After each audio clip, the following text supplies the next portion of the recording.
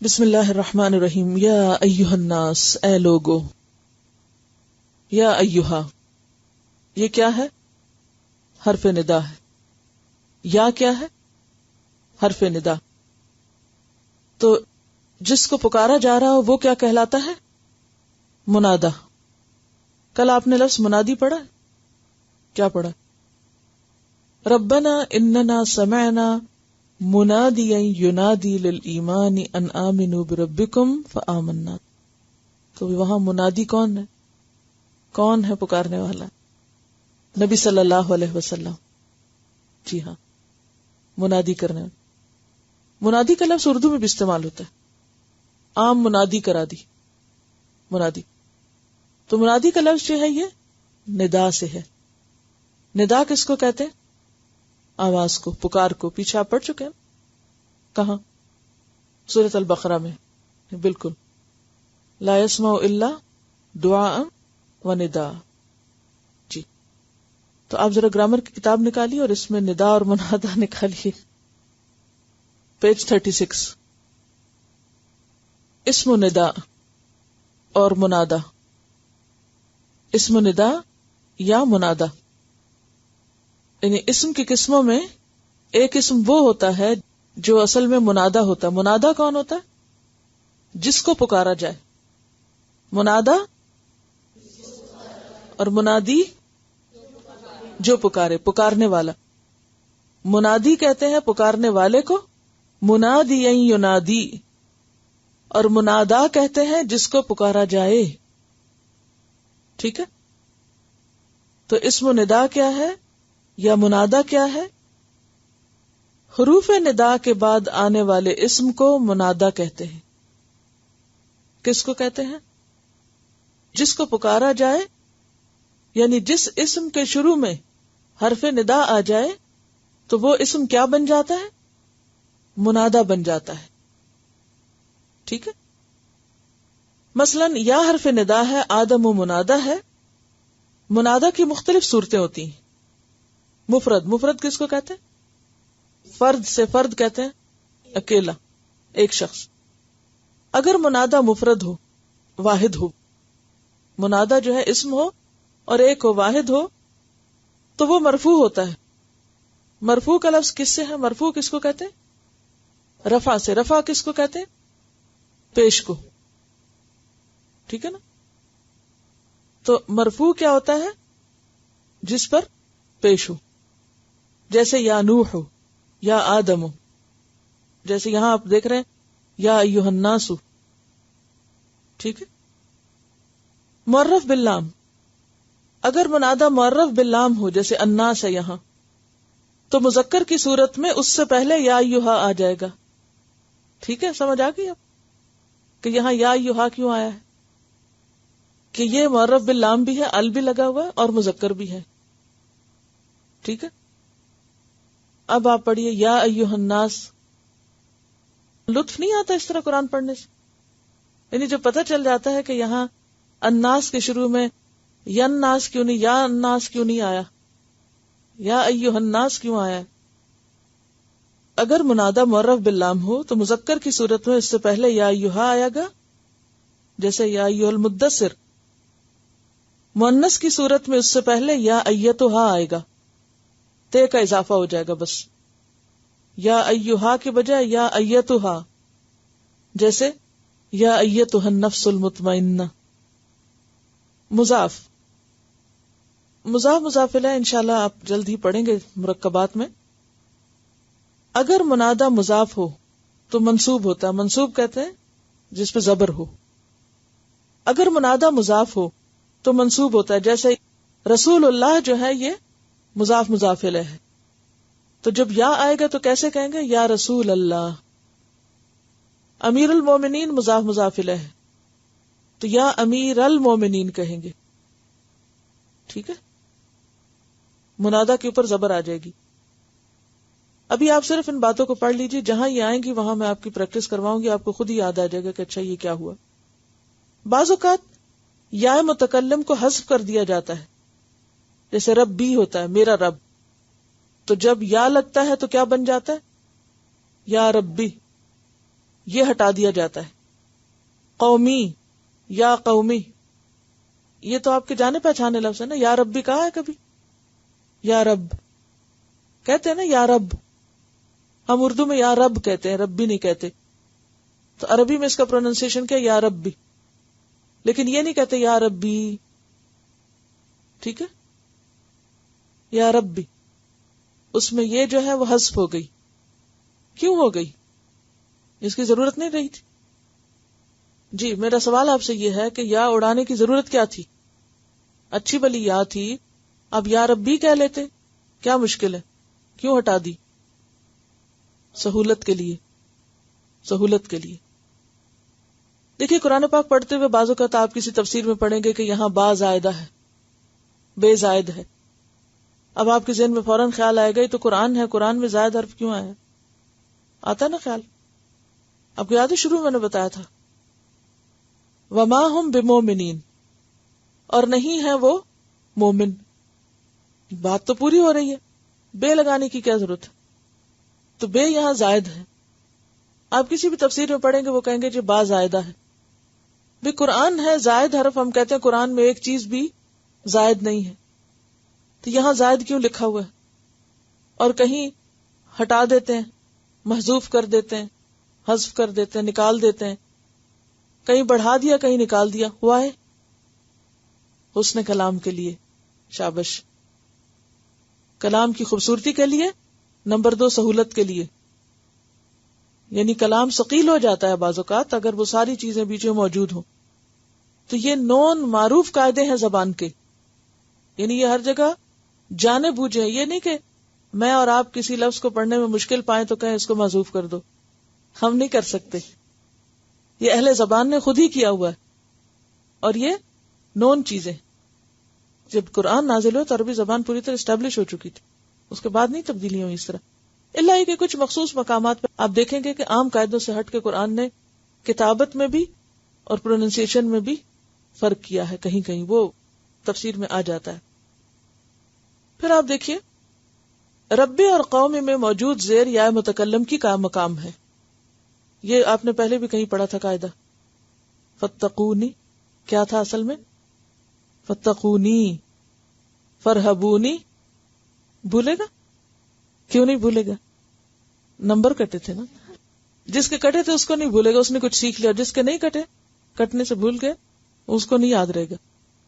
فَإِيَّايَ فَارْهَبُونِي, تو اس میں یاد ہے آپ کو کہا گیا تھا کہ فرہبونی نون کی زیر جو ہے یہ یا کے کا مقام ہے, وہ اصل میں تھا مجھ سے ڈرو. ٹھیک, تو یہاں بھی قومی کے نیچے اور ربی کے نیچے زیر جو ہے یہ یا متکلم کیا. متکلم کون ہوتا ہے؟ یعنی یا جس کا معنی میں ہوتا ہے, کلام کرنے والا, بولنے والا شخص. بعض اوقات یا متکلم کو تا سے بدل دیا جاتا ہے, جیسے یا ابی کی بجائے یا ابتی, یہ سورۃ یوسف میں آتا ہے. اس سلسلے میں ایک رائے یہ ہے کہ زیادہ محبت اور احترام کی صورت میں یا ابی کی بجائے یا ابتی کہا جاتا ہے, یعنی پیار سے بھی کہا جاتا ہے.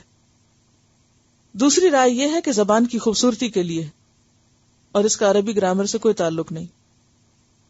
بعض اوقات حرف ندا کو حذف کر دیا جاتا ہے, یعنی بعض اوقات یا نہیں حذف کی جاتی بلکہ خود یا حرف ہی ہٹا دیا جاتا ہے, اور صرف لفظ کے جو اعراب ہے وہ بتاتے ہیں کہ اس سے پہلے یا محذوف ہے.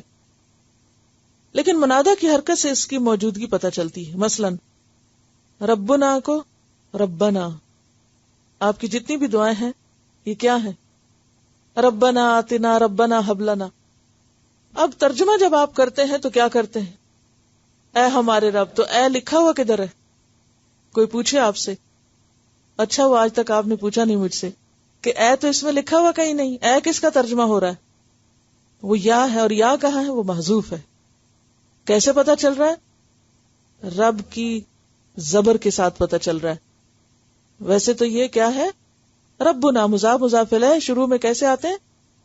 مضاف پہ ہمیشہ پیش ہوتی ہے. ہاں تو یہاں تو ربو ہونا چاہیے تھا, ربنا آنا چاہیے تھا.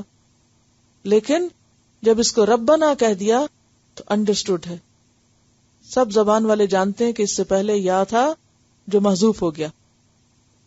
مشکل نہیں ہے نا, صرف تھوڑا سا اس کو بار بار پڑھنے کی اور پریکٹس کرنے کی ضرورت ہے. بہترین طریقہ گرامر کی باتیں یاد رکھنے کا یہ کہ ان پہ عمل کر لیں. جہاں جہاں وہ چیزیں آئی ہیں وہاں پر قاعدہ بتا دیا جائے. یعنی قاعدہ الگ سے رٹوانے کے لیے نہیں بتایا جا رہا.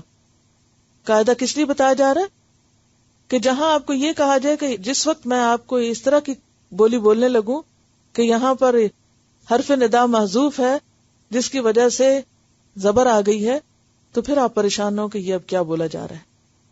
اس قاعدے صرف اس کام کے لیے کہ جہاں اس کی اپلیکیشن ہو رہی ہو وہاں پر پھر سمجھ آ جائے.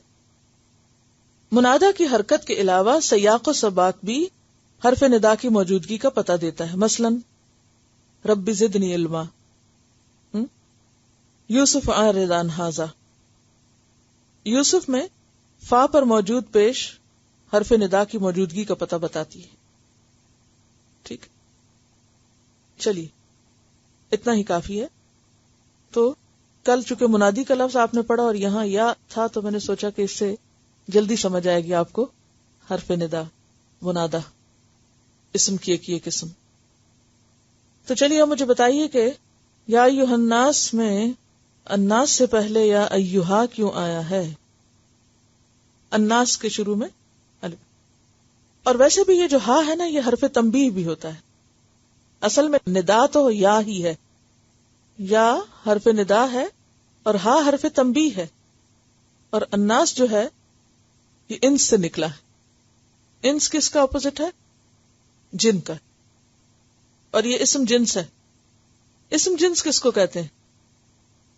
الناس کا لفظ اسم جنس ہے. اسم جنس وہ اسم ہوتا ہے جس کا ترجمہ آپ واحد سے بھی کر سکتے ہیں، جمع سے بھی، مذکر سے بھی، مؤنث سے. یعنی اس میں سب شامل ہیں، مرد عورت ایک اور سب اکٹھے، سب کے سب شامل ہیں. تو یا ایھا الناس پوری انسانیت کو خطاب ہے. اے لوگو، اے عورتوں مردوں بچوں بوڑھوں سب کے سب. یا ایھا الناس کیا کرو؟ یا ایھا الناس اتقوا ربکم اپنے رب سے ڈرو. اتقوا کا لفظ تقوی سے. تقوی کا روٹ کیا ہے؟ واو قاف. یہ وقایا کس کو کہتے ہیں؟ پرہیز کو. بچو کس سے؟ عذاب سے، اللہ کے عذاب سے جو کب آتا ہے؟ اللہ کی نافرمانی پر آتا ہے. تو آپ دیکھیے کہ سورت کا انداز کتنا زبردست ہے. اے لوگو ڈرو ربکم اپنے رب سے، کہ اگر تم نے آئندہ آنے والے احکامات نہیں مانے تو تمہاری پکڑ ہوگی. اور احکامات ہیں خاندانی زندگی سے متعلق. اب دیکھیے کہ جو تو قوانین یا قاعدے معاشی زندگی سے متعلق ہوتے ہیں تو عموماً کیا ہو جاتا ہے کہ ان کی ڈاکیومنٹیشن ہوتی ہے. آپ کسی سے قرضہ لے رہے ہیں، دے رہے ہیں، خرید و فروخت کر رہے ہیں، کہیں کانٹریکٹ کر رہے ہیں تو عموماً کیا ہوتا ہے، ایسے معاہدات لکھے جاتے ہیں. اگر کوئی ان کی خلاف ورزی کرے تو کیا کیا جاتا ہے؟ آپ سو کر سکتے ہیں، آپ عدالت میں جا سکتے ہیں، آپ اپنا حق لے سکتے ہیں، آپ کے پاس ایویڈنس ہوتا ہے. لیکن عموماً خاندانی زندگی سے متعلق جو قوانین ہیں یا احکامات ہیں یا جو حکم ہیں وہ سب اس طرح ڈاکیومنٹ نہیں ہوتے جس طرح مالی معاملات ہوتے ہیں. نتیجہ کیا ہوتا ہے کہ ان کی پھر وائلیشن بھی بہت ہوتی ہے یا نہیں؟ انسانوں کے حقوق کی جو وائلیشن کرتا ہے اس وائلیشن کا سد باب کیا ہو؟ کوئی عدالت نہیں ہو سکتی. وہ عدالت انسان کے اندر کی عدالت ہے اور وہ کیا ہے؟ اللہ کا ڈر. تو اس لیے جتنے احکامات اس میں آئیں گے ان کی اصلاح یا ان کے لیے محاسب یا اکاؤنٹیبلٹی کی بنیاد کیا ہوگی؟ اللہ کا تقوی.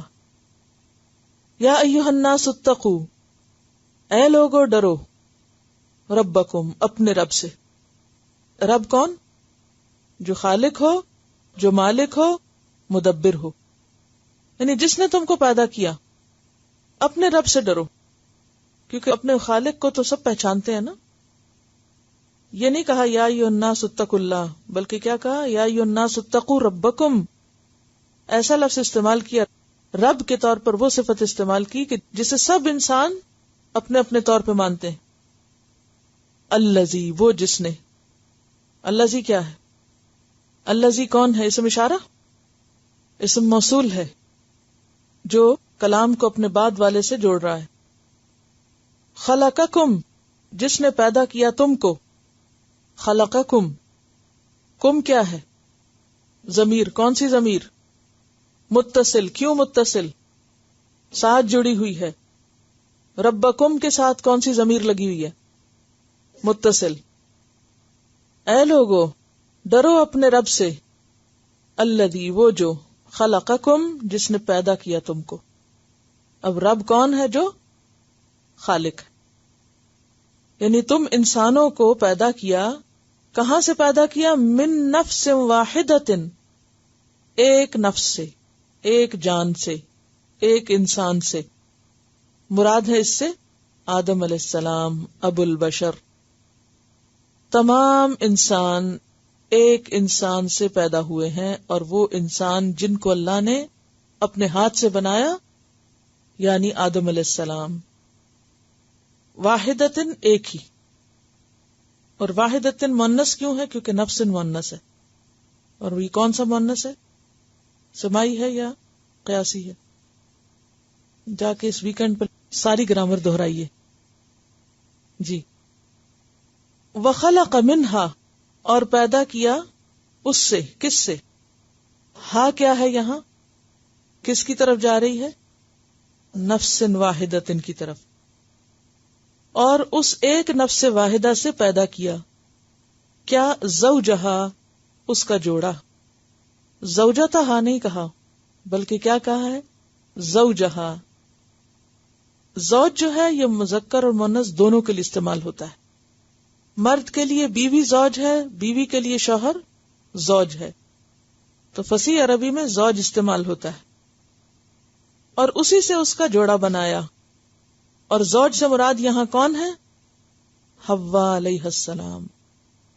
حضرت حوا مراد ہے. اور جیسا کہ حدیث سے پتہ چلتا ہے کہ حضرت حوا جو تھی وہ کہاں سے پیدا ہوئی تھی؟ آدم علیہ السلام کی پسلی سے پیدا ہوئی تھی، دائیں جانب کی پسلی سے. اور اس کی تائید کہاں سے ہوتی ہے؟ کیونکہ بعض لوگوں کو یہ بات سمجھ نہیں آتی تو وہ پھر کہتے ہیں کہ یہ کیسے ہوا، پسلی سے کوئی کیسے پیدا ہو سکتا ہے؟